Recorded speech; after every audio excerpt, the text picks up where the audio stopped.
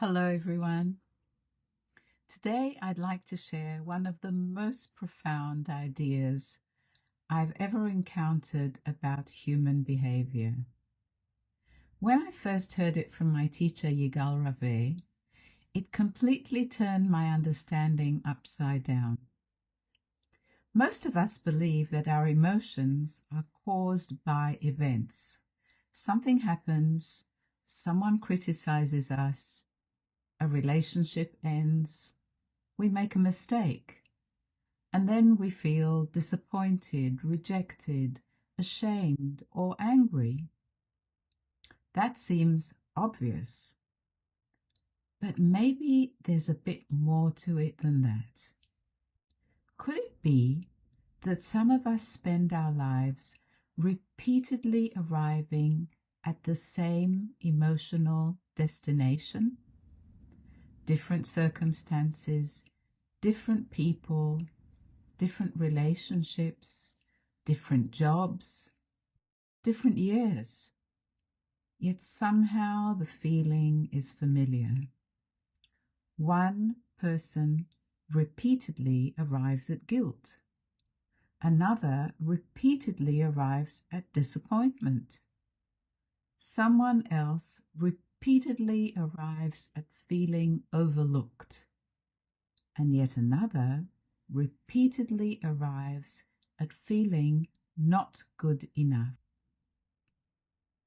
Not because they consciously want these feelings. Nobody wakes up in the morning hoping to feel ashamed. But our minds are drawn to what is familiar, even when what is familiar causes suffering.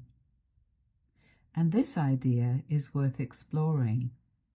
The idea that a part of us unconsciously helps create the circumstances that allow us to experience a feeling we know well. That is a confronting idea because it challenges the way we normally think about ourselves. It suggests that the emotion may not simply be the outcome. It may be part of the pattern. Now, if you're an emotional eater, this becomes even more interesting because those familiar emotions don't just feel familiar. They often legitimize the behavior that follows. Frustration, disappointment, feeling lonely, feeling sorry for ourselves, all legitimize eating. Once we arrive there, the eating suddenly makes sense. We have a reason, an explanation, and most importantly, we have permission. So perhaps the subconscious mind is not only attached to the food, perhaps it's also attached to the emotional state that makes the food acceptable. That is a very different way of looking at emotional eating.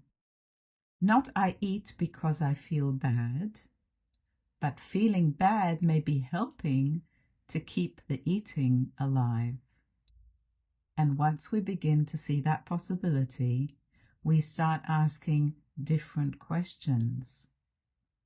Not why does it keep happening to me, but what feeling do I keep arriving at? And how does that feeling serve the pattern? Because the familiar is powerful. Sometimes more powerful than what we consciously want. And becoming aware of that may be one of the most important steps we can take towards change. If this resonated with you and you'd like to hear more, please join me next week for the next episode. Bye for now.